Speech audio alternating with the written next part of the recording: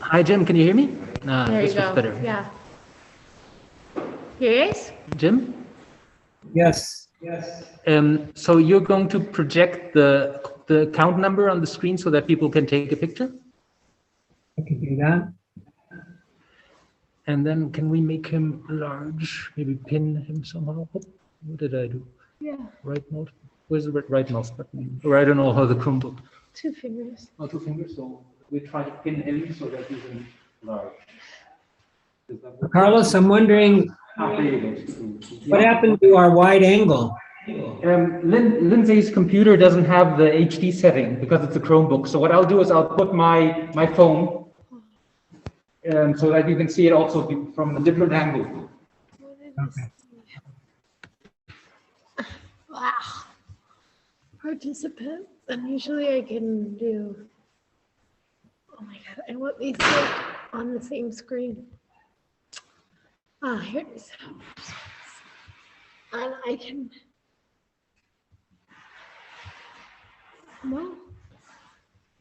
Well, I guess it's just for the speaker. Yeah, but that's fine. Okay. Can you maximize it? Yeah. That'd be great. Yeah. Okay. I was think that's seeing pretty if I could pin him, but yeah, that's fine. Okay. Maybe a different thing you can do is also change your name to Sala. So maybe right click onto your name there.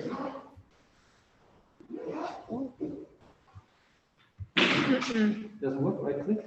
No, Oh, don't worry, I'll just name this. it's part of my because I logged in with my Google account, so. So maybe you're gonna change it? Yeah, I can, but I'd have to log in again.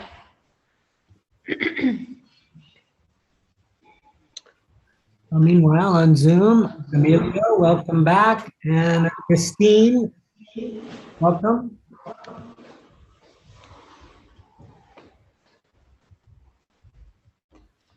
Maybe although this seems almost like a commercial, I will put this, let's see, how do I do that? I need to,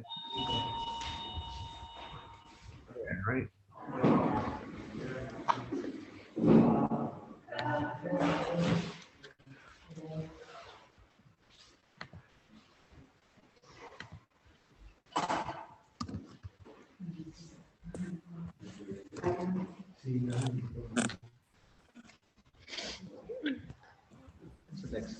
I'm not sure. Narayan is apellido de yoga. There you go. It's my spiritual name. Might be more comfortable on that.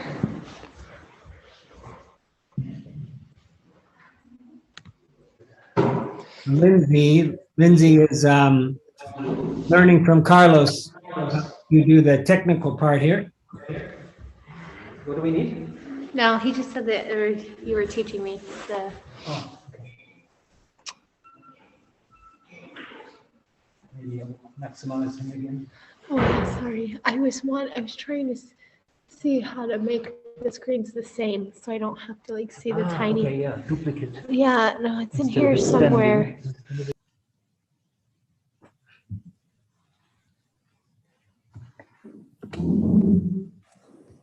Hello, Denise and Robert. Welcome back.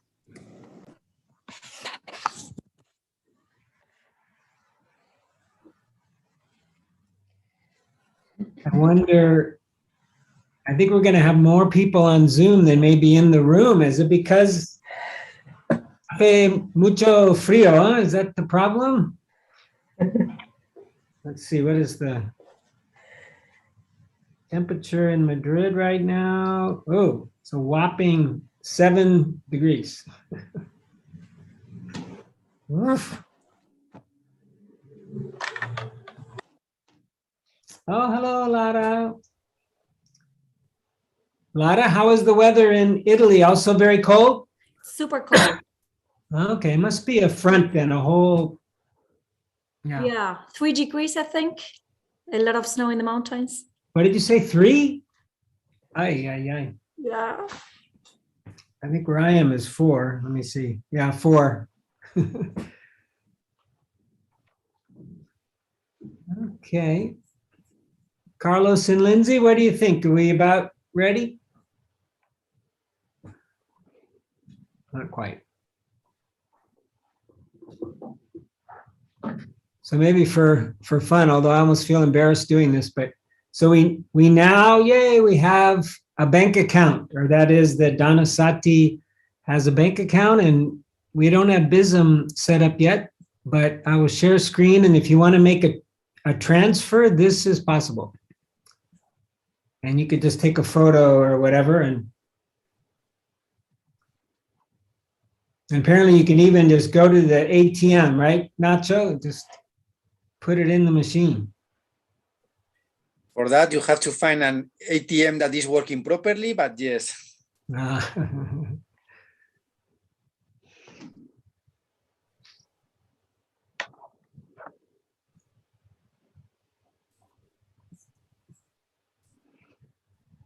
I'll put it up again later if you didn't get it.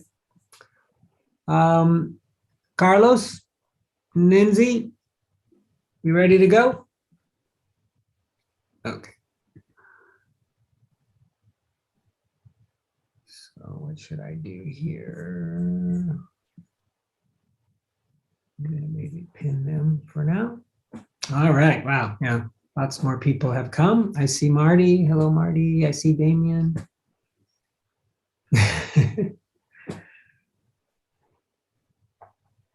Okay, well, welcome to Sala Dāna, either virtually or in person, for our Sunday English Sangha, English speaking.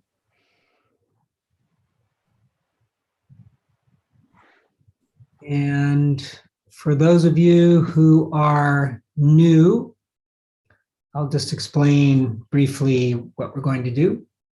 So we're going to start off with a somewhat guided meditation of about 31, 32 minutes. And of that period, hopefully I don't talk more than maybe 8 or 9 or 10 minutes of it, hopefully less. And then after that, if there are no questions, which we can answer and ask questions right after, but then we'll do a little walking meditation, maybe 6 or 8 minutes, and then come back to our cushions and our chairs and talk a little bit about the Dharma, the Buddhist Dharma. And we have been tracking the 7 factors of awakening. And last week we were talking about energy or effort, vidriya, and we're going to just finish up on that factor, and then we're going to move into what is called piti, sometimes translated as joy or rapture, has quite a number of translations as well. I'd like to be able to say that we could all maybe experience piti in this 30-minute meditation that's coming up, but it's not so easy to, it's not one of those things you can force. It comes when the conditions are right, but just in case, it comes when there's concentration. And when we have concentration for, let's say, several breaths or 2-3 minutes, or longer, of course, you might notice some pleasant feeling arising in the body, and also could be in the mind as well. Calming of the mind, maybe a joyfulness in the mind, and then you could have this kind of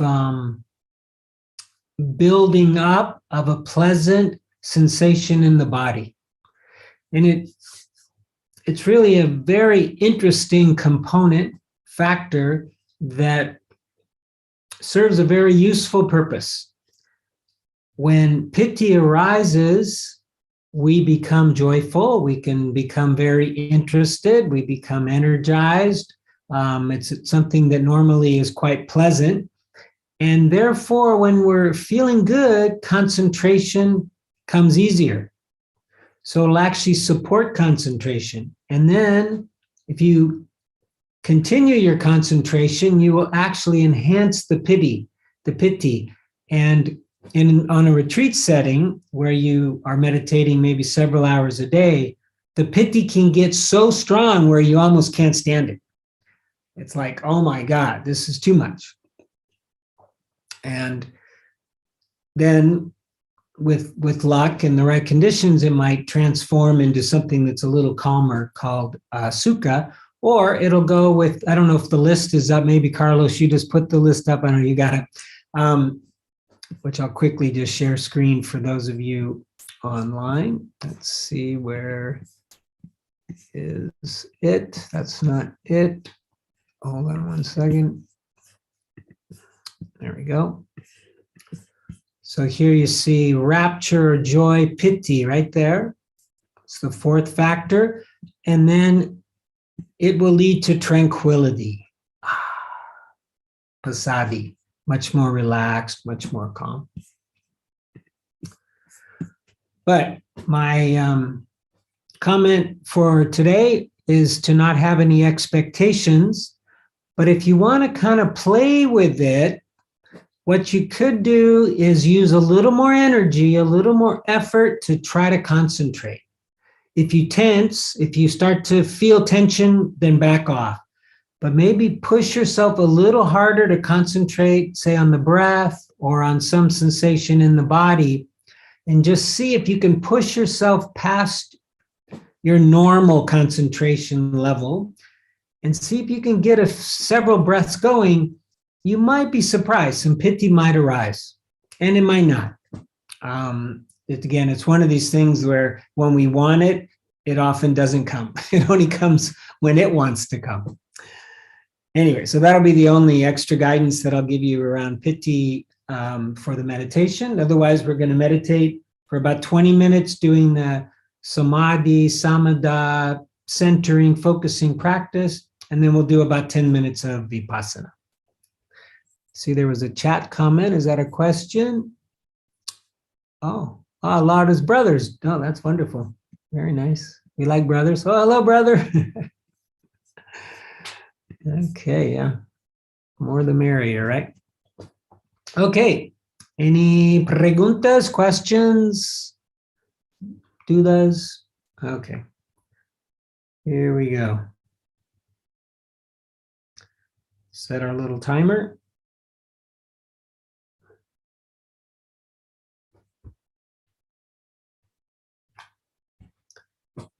Okay.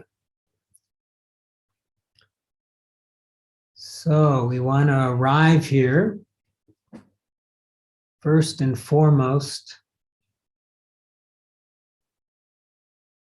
establishing a comfortable posture, but one that is also erect, one that you might think of as being noble, reflective of this amazing practice that has been around for thousands of years. So with a straight back, your head maybe tilted ever so slightly forward to open up the vertebrae, the back of the neck. Maybe your hands are on your knees or in your lap. And we want to try to maintain this posture the whole 30 minutes.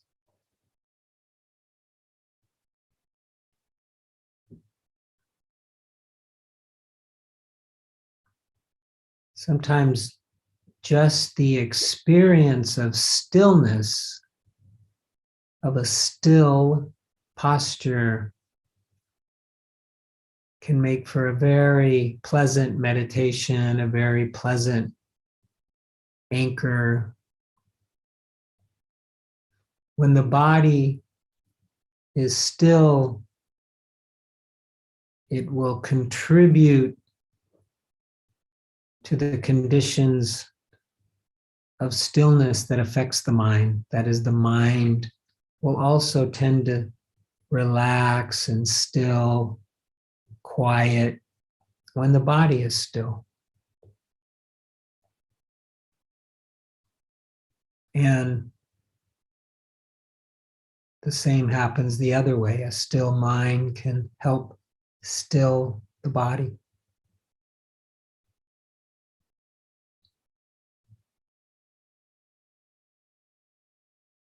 So we just feel, experience, inhabit, embody this posture, grounding the attention into the body,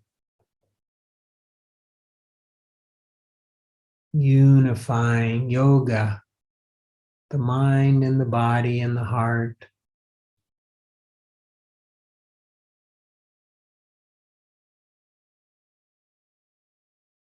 If it's helpful, you can even take a deep breath with a long exhale to just help you arrive here into this body, into this present moment.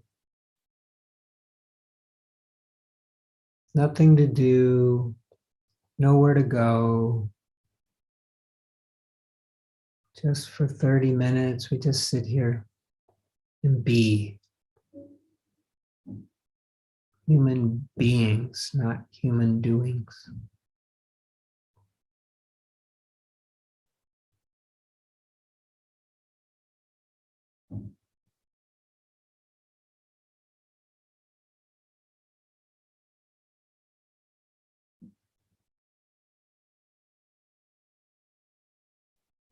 So we feel the body, maybe scan the body for sensations.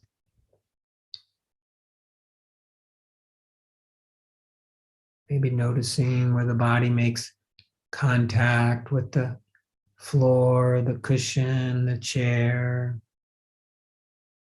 other body parts.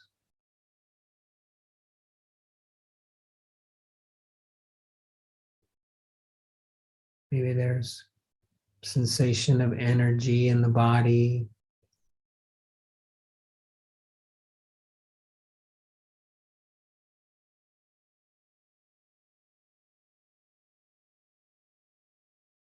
And maybe you've noticed the body's breathing.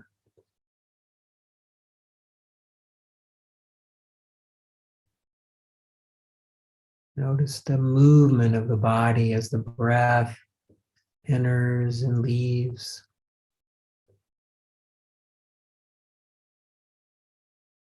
So you could use the posture as an anchor, as an object to keep coming back to when the mind wanders. So you have a place to return to direct your attention to. Coming back to the posture, coming back to the bodily sensations. Or you come back to the breath, feeling the breath, experiencing the breath.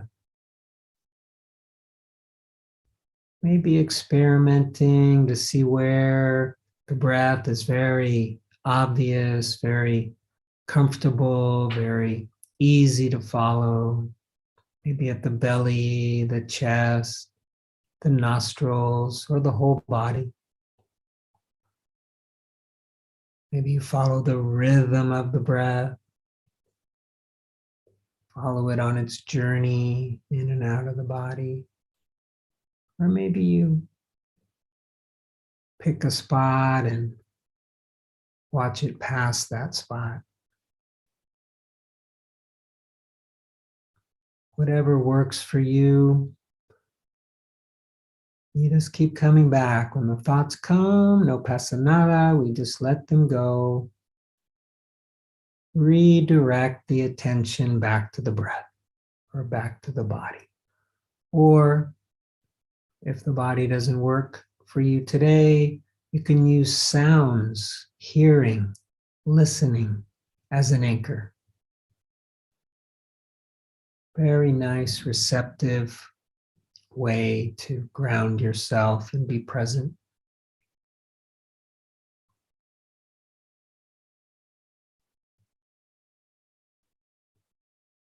So we pick an anchor, try to stay with it, but we don't want to force it.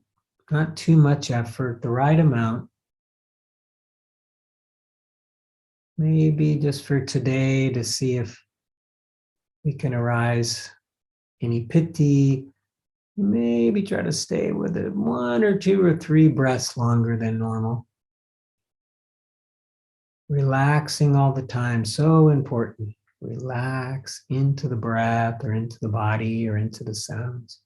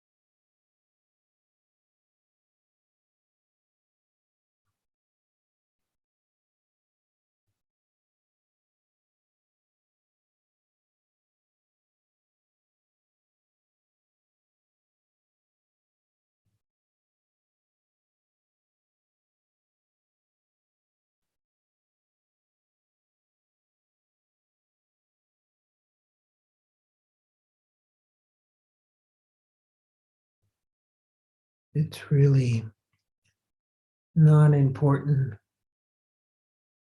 how many times we come back to the breath or come back to the body or come back to the sounds. Just so long as we keep coming back. We gently but firmly, persistently train the mind this way. Eventually the mind gets it, just like a little puppy dog or a child. Eventually it gets it.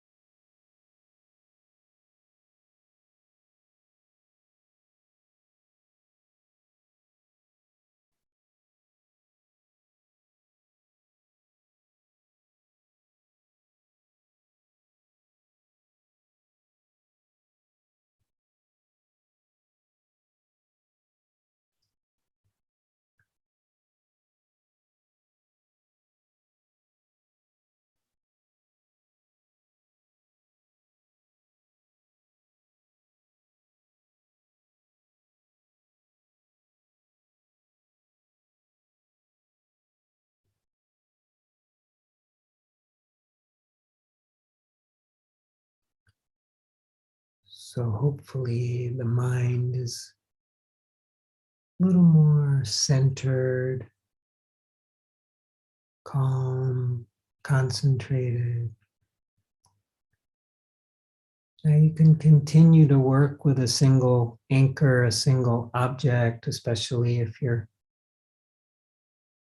thinking you might be able to generate a little bit of piti. Or you can move to a vipassana open awareness practice where we allow whatever arises most obviously, most clearly to be our anchor. So the anchor may change depending on circumstances, depending on what arises, what manifests. So might be sounds, might be sensations in the body, could even be some discomfort, some pain, body parts sleeping. But that's okay, we just feel it, notice it, be aware of it, let it be the anchor. And then maybe nothing will be stronger than the breath, so we follow the breath.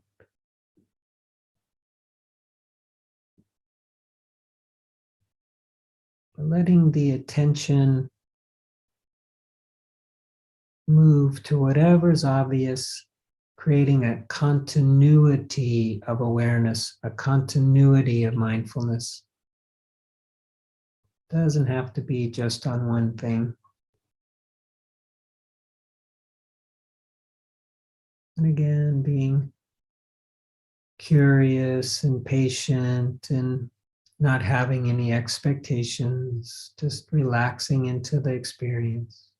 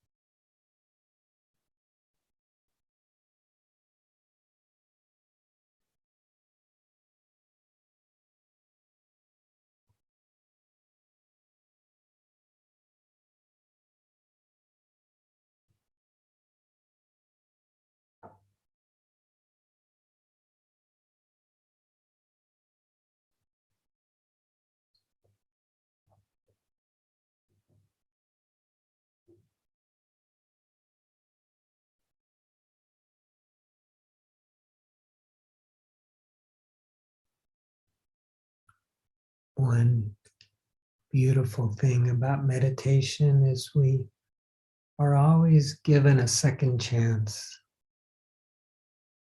We can always start again. Even if our mind got lost for 10 minutes, it doesn't matter. We can start again.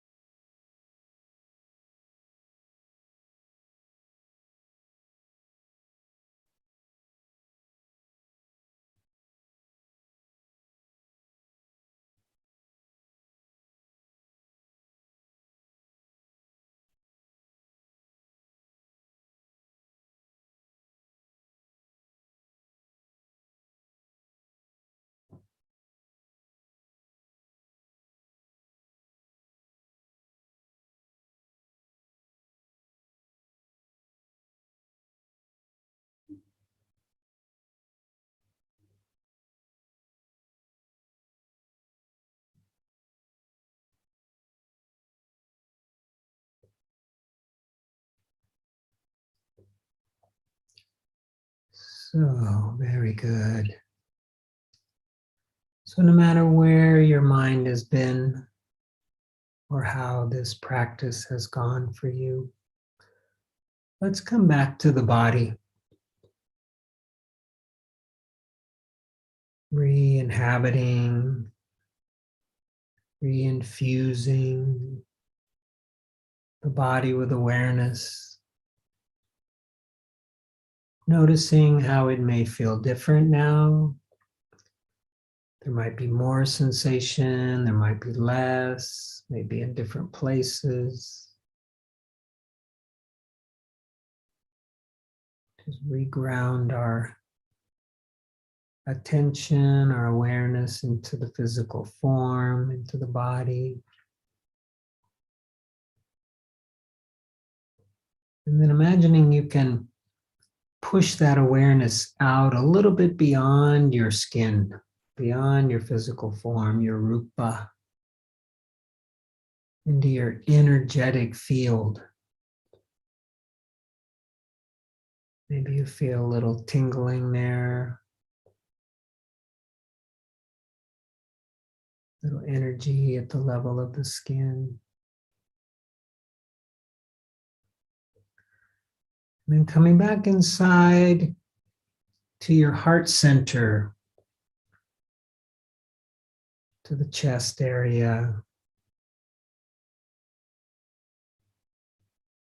And while you're here, thanking yourself for your practice, for the goodness of your practice, for having taken time out of your cold Sunday to take care of yourself in this way. And by extension, taking care of those you love and those around you and all beings. And then just imagining you can take this gratitude that you've generated, this goodwill, and extend it out to include everybody here at Sala Dāna, physically or online, touching them, offering them goodwill, And then sending it out in all directions, touching all of life.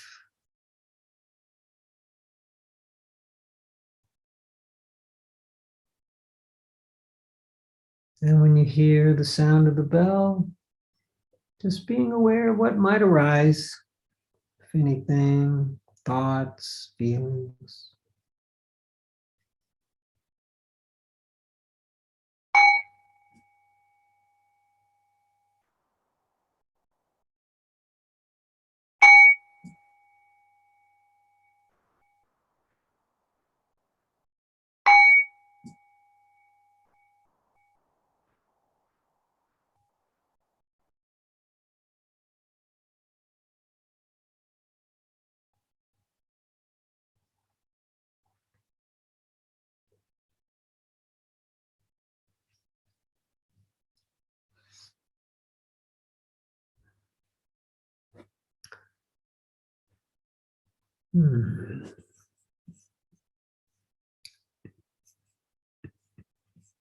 Well, thank you all very much for your practice and supporting my practice.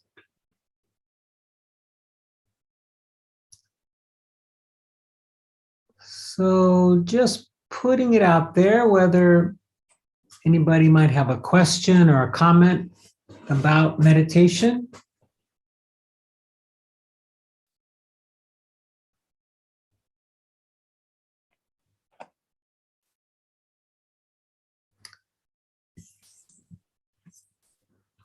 Nacho, I see you're not on mute. Do you have a question? Nacho? No, No, sorry. I will mute you. So without meaning to embarrass anybody, or this is not a test, but did anybody experience anything that they might consider to be pity during the meditation? Anybody? Yeah, it's, oh, we had a hand up. Oh, beyond the camera lens. Oh, good. Yeah, it's one of these things that, 30 minutes is generally not long enough to really settle in, but it can happen. I mean, it can happen in 10 minutes, usually when we're not expecting it. And it can take many forms, many forms. Sometimes you might even feel like you're sort of, you're not straight, you're sort of like floating, or you might feel like maybe your hair is kind of standing up. I get one that's when I do my longer meditations, it actually is so weird. It feels like pressure, and sometimes I can't even breathe that well. Kind of my breathing comes very shallow. But it's pleasurable, but it sort of like pushes on my lungs or something. It's weird. But anyway, something that you can practice with, and if you get lucky, and it starts to rise, whatever it might be, tingling, like hormigueos, costillos, or something like that, just keep doing whatever you're doing. And that might allow it to last a little longer. If you really establish it where it's pretty strong, then, as we did in the last 10 minutes, you can turn your attention to the piti and let it be the object of your meditation. And if it's nice and established, that can really deepen your concentration. It's a very, nice object because it's pleasurable. And so the mind enjoys paying attention to it normally. And then the concentration produces more, and so you get a nice little feedback loop. But that's usually something, like a weekend retreat, you could get it for sure, even maybe a day long. anyways, meanwhile, if there's no questions or comments, why don't we do a little walking meditation? Oh, there's a hand up. Yeah, I can't. Unfortunately, the screen is narrower, so Carlos, I can't see beyond like 4 people. Maybe you need to come close to the mic. Into the mic. Yeah, Jim. Oh, they can. I could see. Yes.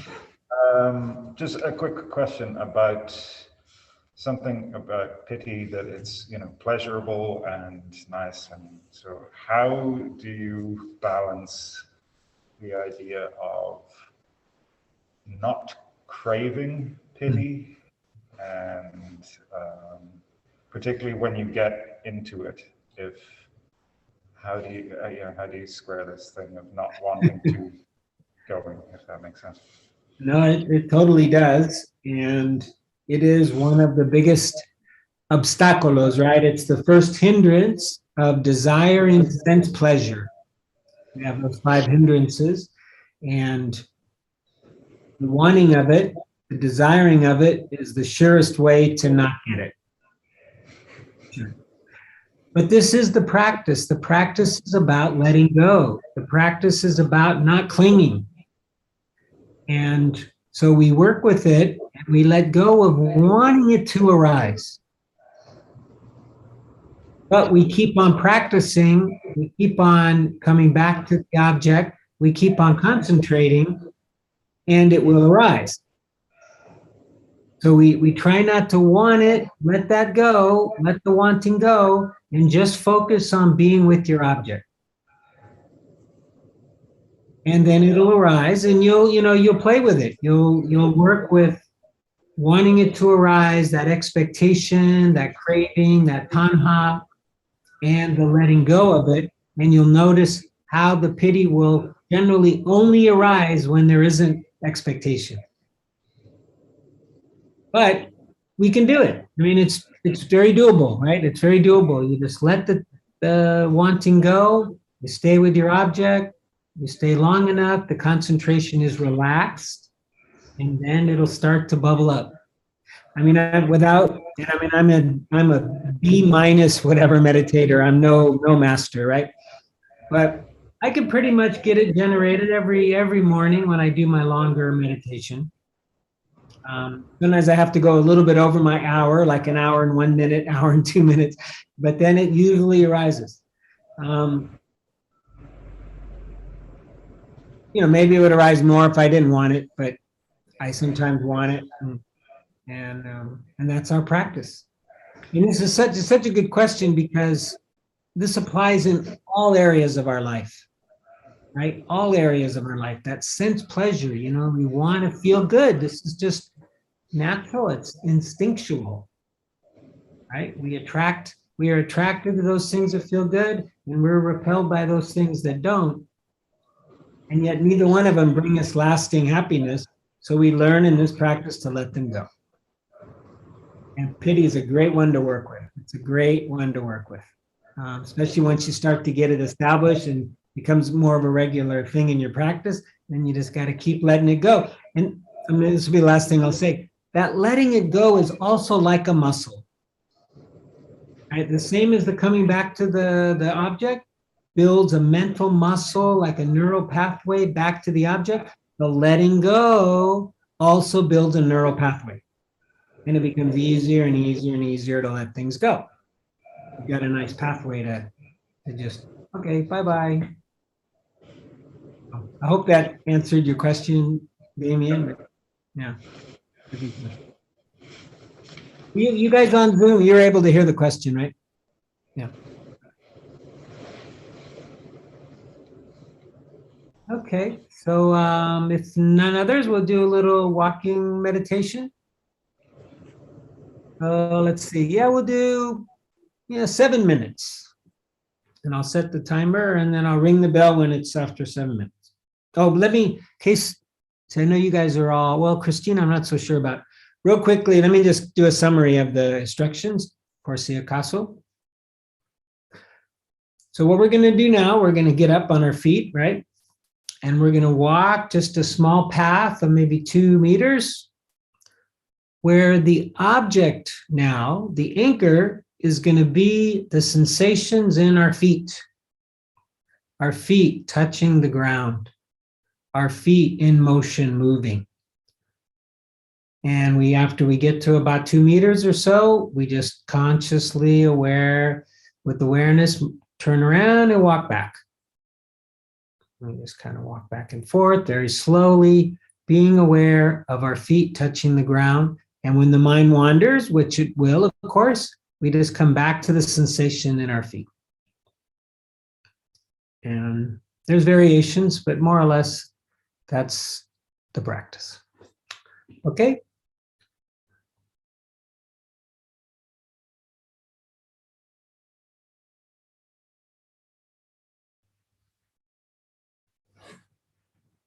Okay, here we go.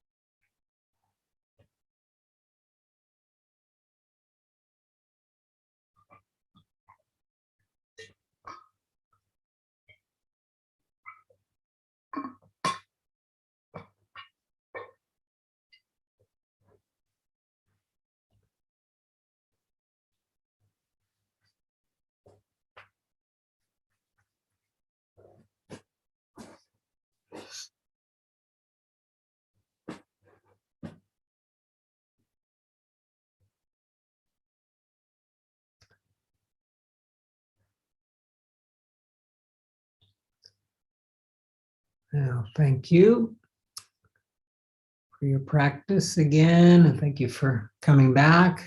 I always appreciate that.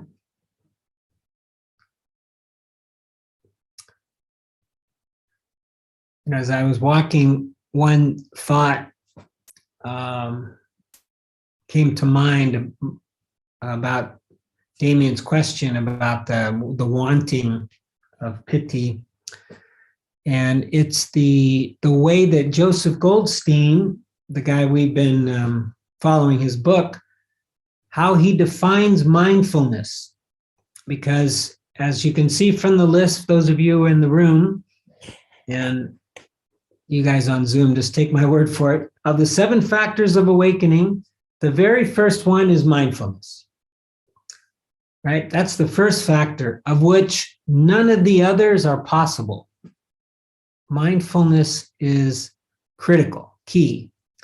And the way Joseph Goldstein defines mindfulness is being aware of something without greed or wanting, without ill will or hatred, pushing it away, and without confusion. So that's when we're being mindful, because just because we might pay attention to something doesn't mean we want it. We can simply be aware of it, right? And maybe it has a touch of curiosity, a touch of kindness in there as well. So this is what we're doing. When piti arises, it arises because of certain conditions.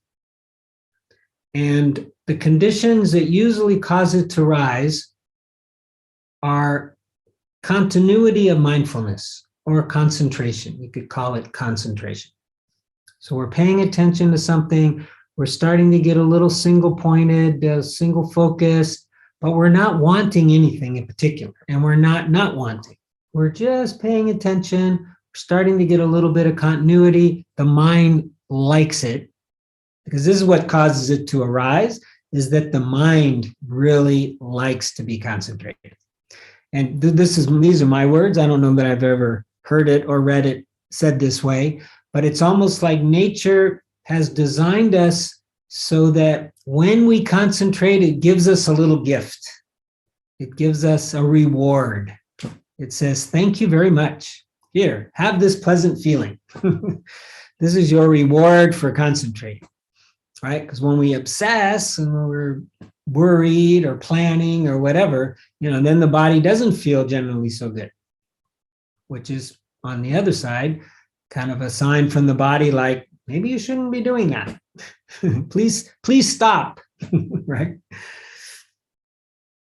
So yeah, when we're mindful, paying attention without any greed, without any aversion, and we go long enough, which oftentimes when we're early in practice, sometimes you don't have to go very long and piti will arise. But as you start practicing more, it might take a little bit longer because the body is already so accustomed to concentration.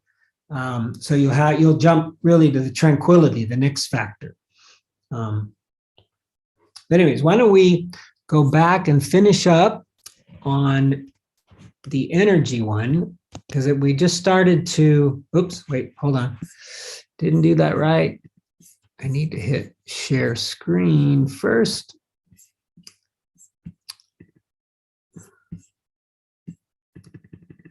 So we were just at the very end, it seems to me, and yeah, we were on spiritual urgency. So as some of you might remember last week, we were talking about energy, or this vidya, which is, energy, challenge, effort. It has several,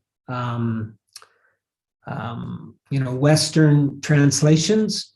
And so then Joseph, in his book here on mindfulness, he goes through some of the ways that we can cause vidya to arise, cause this energy to arise, which, going back to those 5 hindrances, the obstaculos, one of them is sloth and torpor, right? Is laziness, tiredness.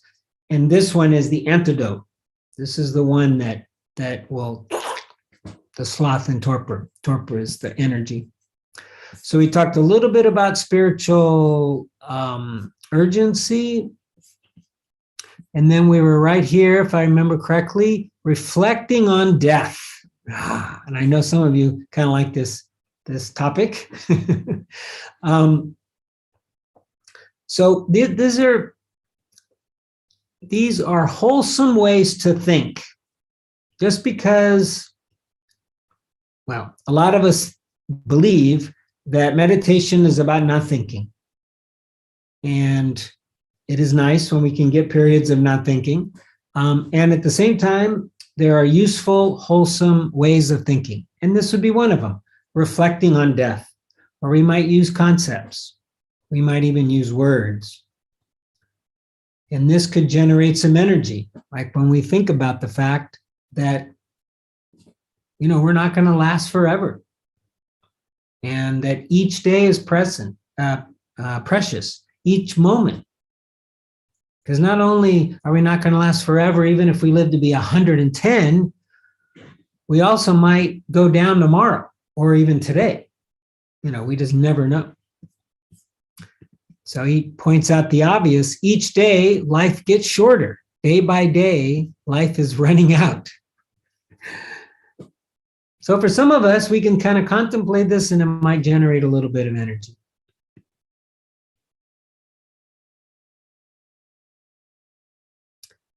Let's see, do I want to talk a little bit about karma? Maybe. Yeah. So this is another one right here. We can also reflect that the end of all accumulation is dispersion. That's a kind of a, whoops, what happened? Sorry, I got something in the middle of my screen that makes it challenging to grab that, but I want to grab. Where'd that go? Right here. Just another thought. We can also reflect that the end of all accumulation is dispersion, and look to see what we spend so much time accumulating. Just kind of a reflection that may create a little bit of energy. Brings us to the fruit of karma. Karma is a whole huge topic. Someday we'll talk about it. Reflecting on samsara. So the samsara is defined in different ways, but one way that the Buddha defined it was that we are like a bee, bzz, bzz, little bee stuck in a jar, just buzzing around, not getting anywhere, wanting to get somewhere. And this is our life a lot of times, right? If you even were to take an hour out of your day, let alone a day, and look at your mind and all the mental thoughts that went through it, no doubt there's going to be some good ones, some not so good ones, wholesome, not so wholesome. There's going to be a whole, almost a lifetime of different kind of thoughts in a day or even in an hour. And this the Buddha talked about as perpetual wandering. The mind is just constantly wandering. This is samsara. Now it's also life and rebirth and so forth as well, but we can look at it in a more practical, small quantity of it and understand that yes, it just keeps repeating itself and it's not going anywhere. He says right here, I like this. He says, how many different mind worlds? Oh, that's a great phrase, right? Mind worlds have we lived in today for shorter or longer periods of time? Mind worlds, like our mind gets lost in its own little fantasy, its own little world, might be gone for 10 minutes, an hour, or whatever. And it might do that a couple times a day. I mean, it's just quite incredible. So here is the trick. We arouse the energy to be mindful of the flow of changing phenomena. So we step back, like, especially this one reason why we do the second practice for the last 10 minutes is to see the changing nature of all phenomena. Anicca, right? That nothing is permanent. Everything is coming and going, coming, staying a while and going. And sometimes we just know, if you just notice how everything's changing, that can arouse energy all by itself. It's another wholesome way to use the mind. Okay. So that brings us to piti or rapture. See how we're doing time-wise, got time. So here's some of the ways that piti has been translated in English. Rapture, happiness, joy, delight, pleasurable, whoops, this thing keeps getting in the way, or rapt. Rapt means like intense, really interested interest. Really, I'm really interested in this. I have rapt interest. He writes, piti has the function of refreshing and delighting the mind and body, like a cool breeze on a hot day. It also has a role with the 5 hindrances, and it is ill will, the second one. So rapture, piti directly opposes ill will. It's very hard to feel angry or hateful or averse to somebody when you've got this nice piti running through the body.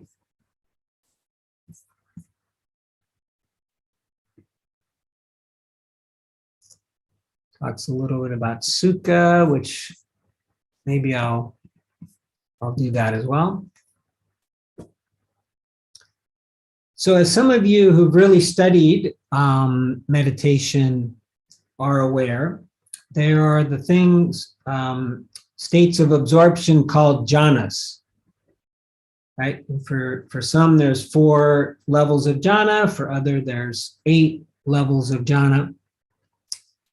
And the first level of absorption is characterized by piti. Piti and sukha. Sukha is another Pali word that probably more closely means happiness, while piti means more like rapture, ecstasy, joy. Sukha is a little calmer. The few times that I've experienced sukha, it almost felt like somebody had injected some happiness into me. I mean, it was a shot.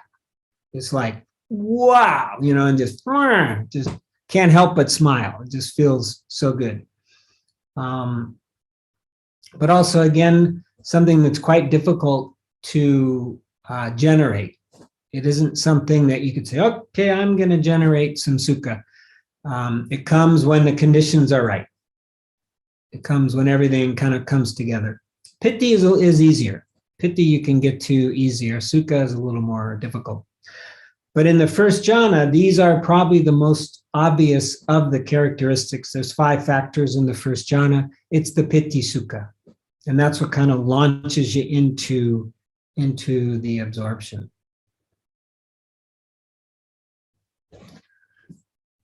So let's see, I will go back. I don't want to bore you too much with these share screen things. So we talked about the 5 grades. I wasn't really going to get into each one of them. Maybe we can just do it real quick. Yeah, it's called minor rapture. This might be something that you could get momentarily, even doing walking meditation for 7 minutes. You might get a minor moment of piti where it feels really pleasant. Sometimes in walking meditation, I've noticed piti will even arise in the legs, which is quite interesting, where they'll just start to tingle and there'll be like this little happiness in the leg. Second one is momentary rapture. It's a sudden jolt of energy, like a flash of lightning. Or for me, it feels like a body rush, right? So for those of you who, smoke pot and stuff like that, you've done enough drugs or whatever, so you know what a body rush is. Piti will do that. It'll, you really feel, it can feel almost like orgasmic, which maybe that is what he's more talking about on the third one, where it's wave-like or showering.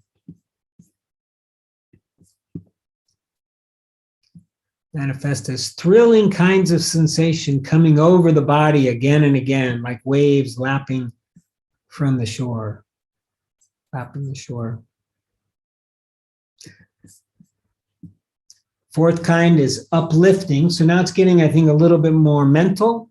But here, I've known people, this hasn't happened to me in a very long time, probably 15 years, but right here he says, it's as if we are seated on a cushion of air or floating up and down. I had it one time where I thought I was on the ceiling. I literally felt like I was plastered on the ceiling looking down on the roof. That was when I first started meditating again, when I restarted 15 years ago. It was really weird, and then I wanted it to happen and of course it never did.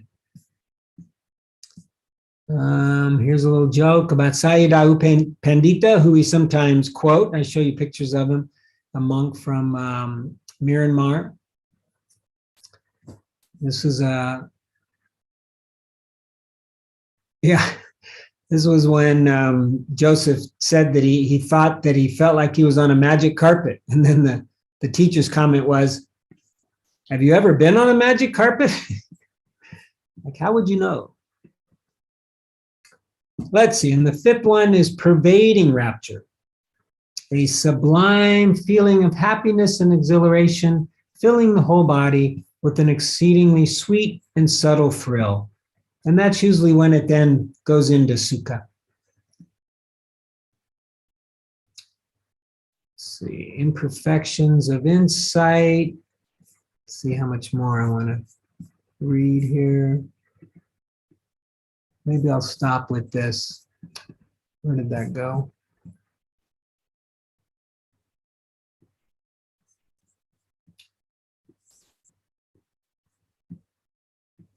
Okay, so this kind of goes to Damien's question here. Our mind can become so elated and excited by what it is seeing and how it feels that we can lose sight of right understanding, which is the first of the Eightfold Path, right? I remember when I first experienced piti in a meditation retreat.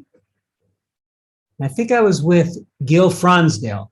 Gil Fronsdale was my assigned teacher. Some of you have probably heard of him. He's a very well-known American teacher from California.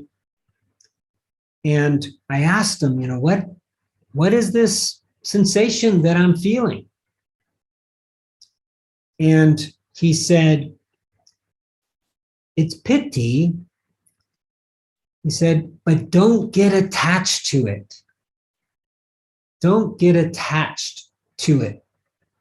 And a lot of people do. They get to piti and then yester. They don't really want to go farther. They're just happy with piti. So this is a risk with it.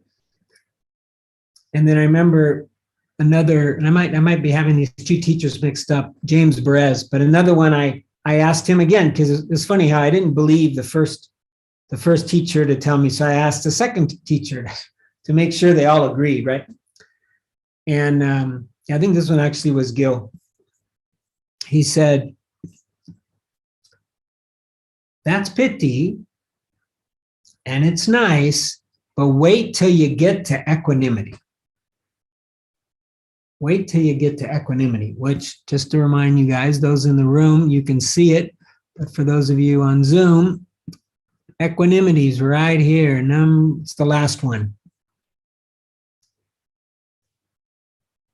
And besides the complete state of non-clinging that represents nibbana, right? Full awakening, where we just don't cling to anything. This really is, equanimity really is the last factor. It is, if we had a goal, if we had a finish line, it is equanimity. It is feeling equanimous, upekkha.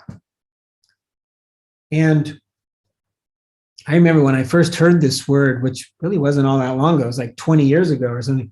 I'm like, what the hell is that? In my world, we didn't have equanimity, so we didn't even know what the heck the word was. And it's a balance that allows us to enjoy life, but not get triggered by it.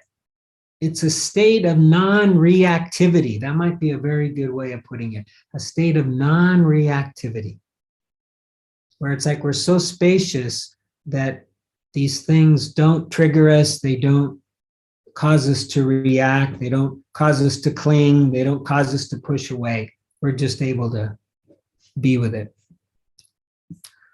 But I might be getting slightly ahead because we still have tranquility and then samadhi to talk about.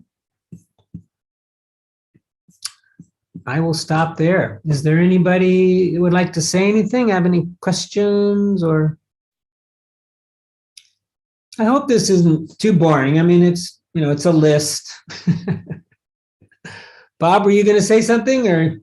That not about what we've just talked about. It's just an observation from the walking meditation. I find it very hard to walk slowly, and so I was really concentrating on trying to walk slowly. And I thought, well, in the same way that I need to learn to walk slowly, I need to learn to think slowly or slow down my thoughts or something like that. Anyway, very good. That's a very good link. Yeah, it was a good link for me. Yeah, a learning there for me. Yeah, just that slowing down, that stilling, that is very useful. And it can be the object of our meditation. It's interesting how, like, the wanting can be separated from the awareness, right? They don't need to be one thing. Just because I'm looking at it doesn't mean that I have to want it. I can just observe it. And it's kind of the same thing with the walking or the slowing down. We can just focus on the slowing down and not even necessarily focus on the walking. We can kind of parse the attention in this way. And any one of those things can be an object of our attention, of our concentration. So if Denise, were you going to say something, or you just adjusting your seat? I can see you guys better than the ones in the room, but why don't we do a little metta meditation if you're willing, and then we'll offer up the merit. So for those of you who are unfamiliar, metta is a Pali word that means like goodwill or benevolencia, maybe in Spanish. I think they use another one, something compassion. I forget exactly how that one goes, but benevolencia, I think, works in Spanish. Goodwill. And then Sharon Salzberg coined the term loving kindness, which kind of became how it was thought for many years, loving kindness. And in this practice, we offer to ourselves and to others goodwill. We want people to be happy. We want them to be well. And we use phrases until such time, siempre y cuando, it becomes a sensation. Right? And this is a retreat type of thing. But at first, we use phrases. So I'll go ahead and offer some phrases, some wishes, and then you can repeat them to yourself. I often put my hands right on my heart center so I can feel it.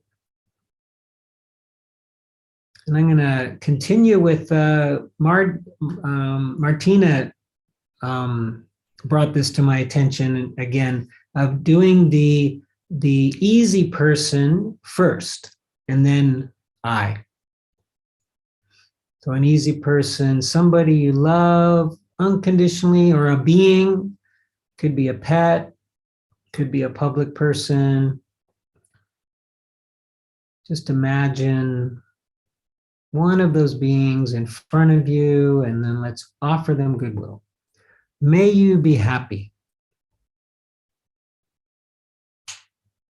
May you be well.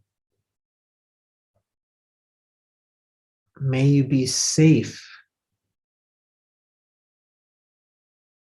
And may you live with ease.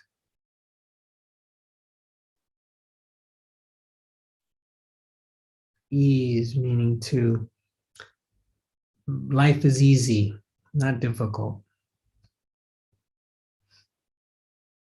So now let's try it to ourselves. See if we can offer these wishes to ourselves.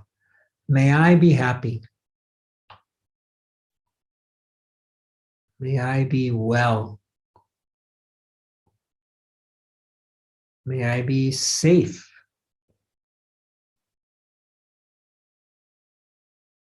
May I live with ease.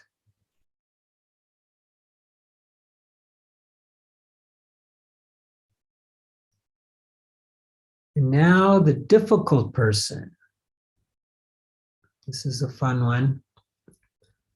So we bring to mind somebody we've got a little conflict with, maybe a little resentment, maybe our feelings got a little hurt by something they did or didn't do, said or didn't say. Imagine them in front of you. May you be happy. May you be well.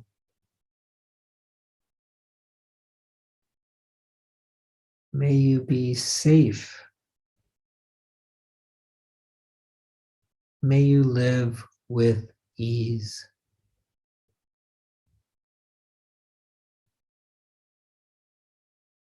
And finally, all beings in all directions without exception.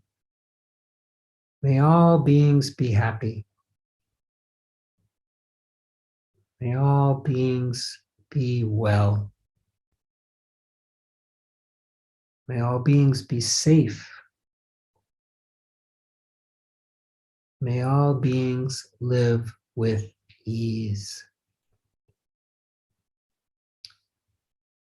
And in the tradition of renunciation, of generosity, of letting go, we'll take the merit, the fruit of our session here today, our time together, the teachings, our community or Sangha, and our Buddha nature, and offer these up to the benefit of all beings, all life.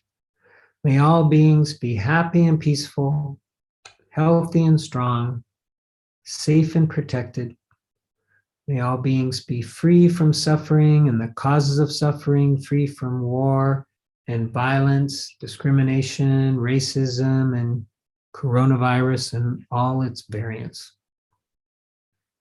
And may all beings find their path, find their factors, find their list that leads them to happiness, that leads them to peace, that leads them to equanimity. May all beings be free.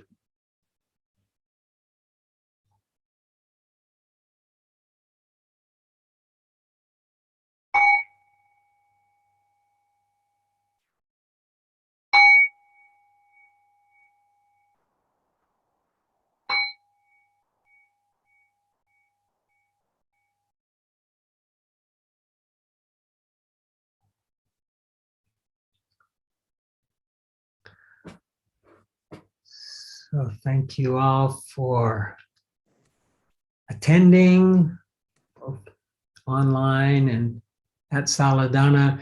Just a couple quick announcements. The first one about Dāna, which is a Pali Sanskrit word that means generosity or giving, dar.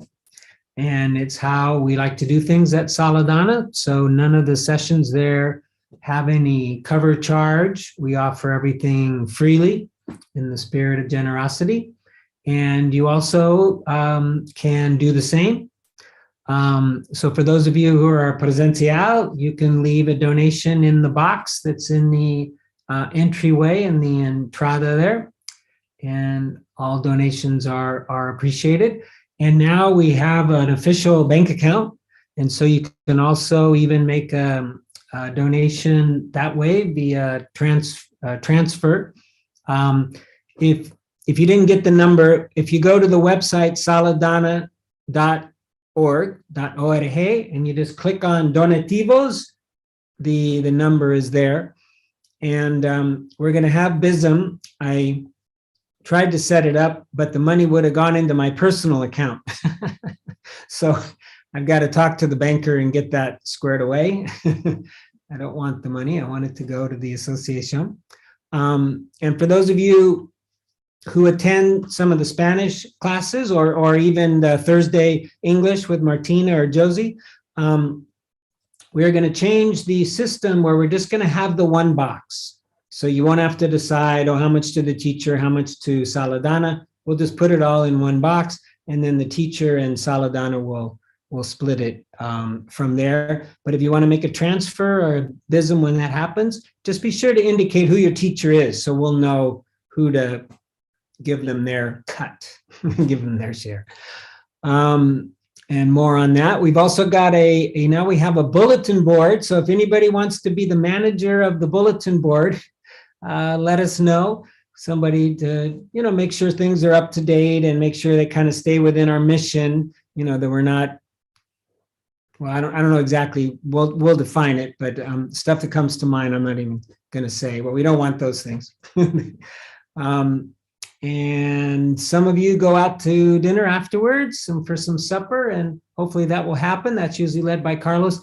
And thank you, Carlos and Lindsay, very much for helping with the technical end. And Carlos, enjoy your several weeks, right? You're going to be on retreat and then on vacation. So I hope you bon viaje and buena práctica. So yeah, that's it. Nacho, do you have anything you want to say to the group, or you're good? Thank you, Nacho, too, for helping manage Sala Dāna. It's very much appreciated. Okay, well, I hope to see you all next week. Thanks, Jim. Have a good week, everyone. Thank you, Emilio. Thank you. Thank all. you. Bye. Bye. Thank you. Take care. And Thank enjoy you. your retreat, Carlos.